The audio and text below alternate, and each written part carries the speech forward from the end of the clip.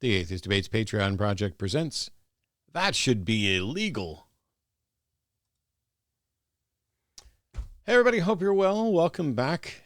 This started because of a note that my ex-wife sent me about a Twitter fight. And it's really about Mormon Proxy Baptism. But what ended up happening is that people engaged in a bit of confusion and hyperbole. And what was really interesting to me is that we're talking about people with PhDs and no legal expertise and no religious or philosophical expertise that I can detect, basically making pronouncements about what should be illegal. I'm going to start, before I dig in further on Mormon baptism of the dead, or Mormon proxy baptism, by showing you the scrubbed tweets from this. So this is one individual who is a doctor of some stripe, and they are replying to themselves. So what they posted first was, just found out that someone had my great-grandfather who lived his entire life in the UK, who was a primitive Methodist religion-wise, was baptized by someone in the Mormon church in December 1980 in Iowa. And then they replied to themselves saying, I'm going to speak with my rep about this, or rep and senator about this. And what's curious is they're Canadian, so, or originally from Canada. Maybe they're living in the United States. I'm not completely sure, but I do know that their bio lists them as Canadian. And they're going to go speak with their rep or their senator about somebody in 1980 baptizing their grandfather into the Mormon church. And what they're saying is this should be illegal. This prompted a discussion where somebody asked them, why are you so angry? Do you think he's compelled to accept that religion? No, then it doesn't matter and you aren't hurt by it. I'm sick of people going off on proxy baptisms. All right, well, people should go off on proxy baptisms for amusement and education and other things, but not because it's illegal. But the person from the first tweet replied, it's fucking violating. Keep your own fucking religion to yourself. It's foul and there should be a law against it. But hey, maybe I should baptize you into the church of Satan. And another PhD replied down at the bottom here, I'm not a legal expert. Really? But this seems like it should be illegal. Practicing religion is free in our country until it begins to infringe on the rights of others. I'm not sure if the deceased have rights, but it would seem to me that their living descendants should. And this person went on to say that it's basically a violation of the First Amendment because you're not allowed to force religion on to people. So let's chat. Just because you find something to be immoral doesn't mean that it should be illegal. What we legislate is not merely about morality. There are some things that we find immoral, like murder, that are also illegal. There are also things that are illegal, exceeding the speed limit, that may or may not be immoral. You'd have to draw a rather convoluted path to get to why it's immoral, but it's just a pragmatic thing.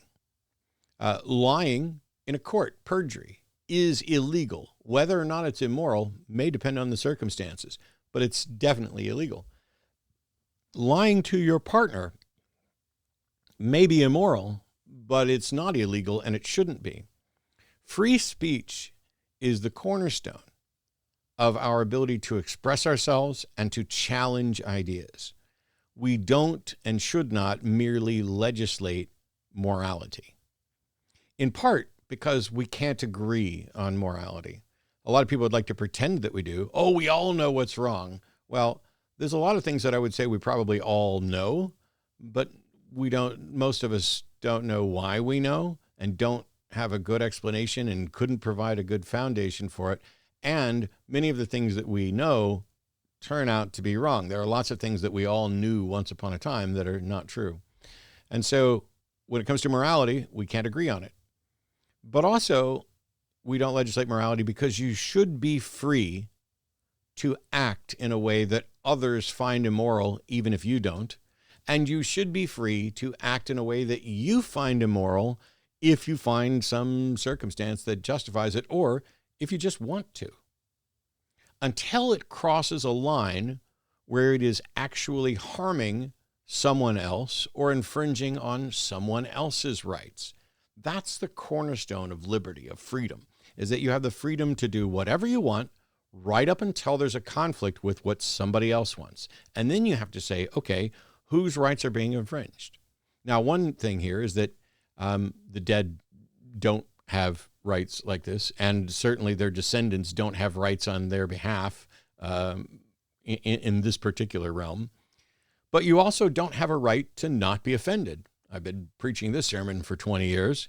You don't have a right to not be offended. The fact that something offends you is your problem.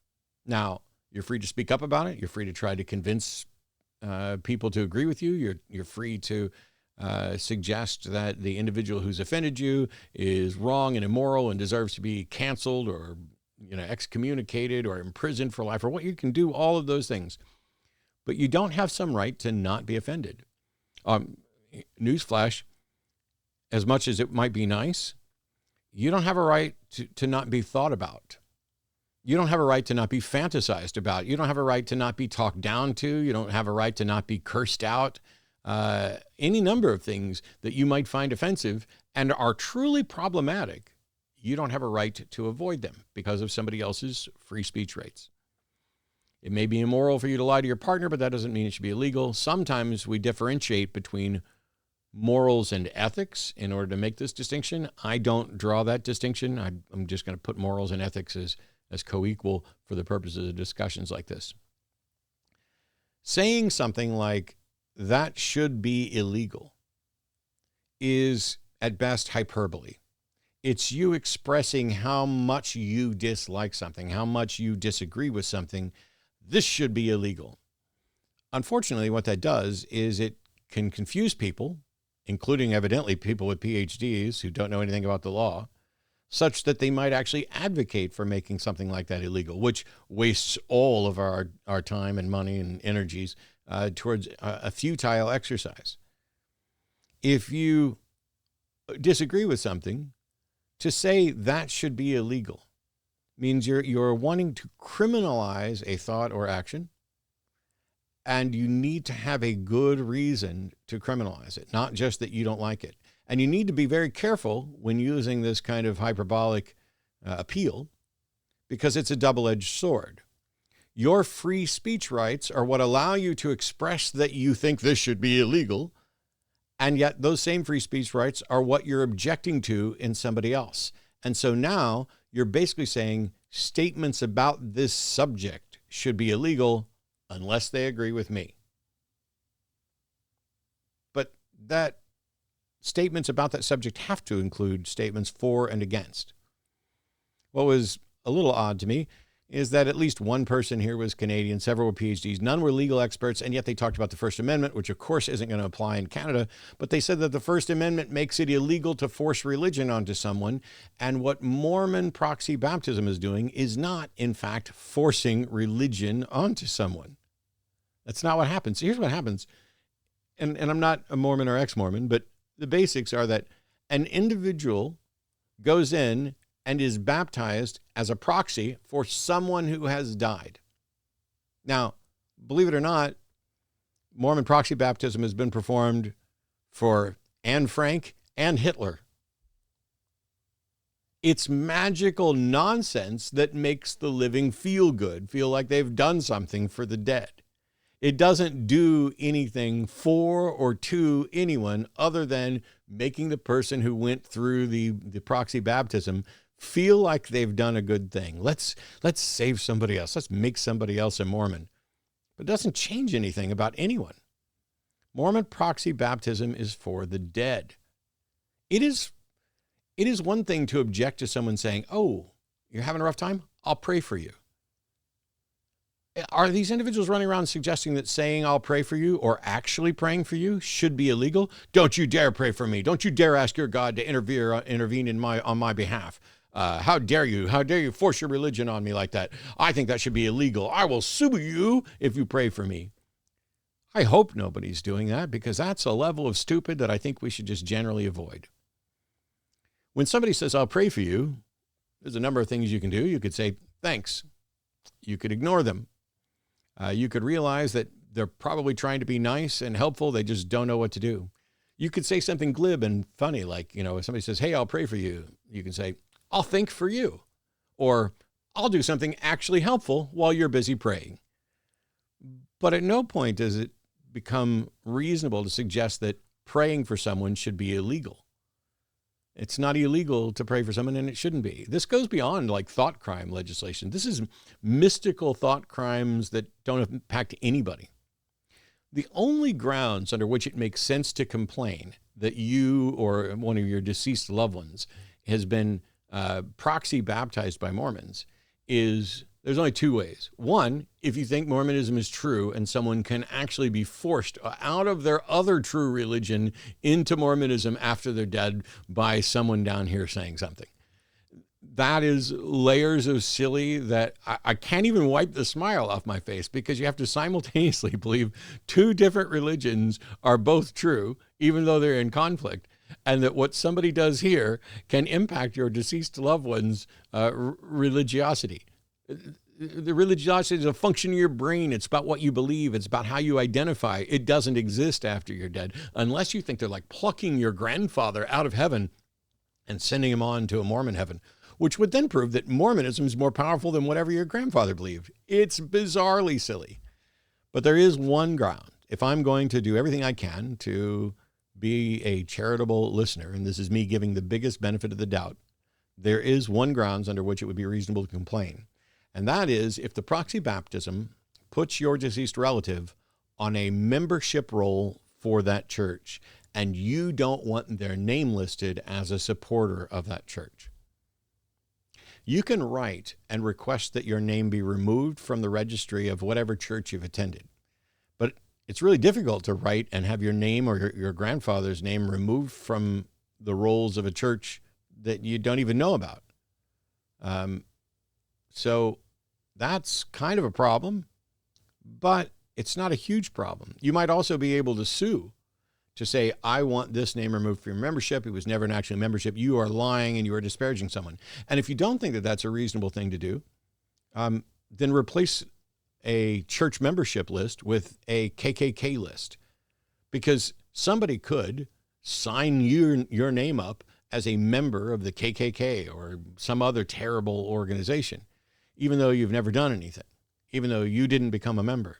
And that could wind up being disparaging, and there may be some grounds to sue like that. But generally speaking,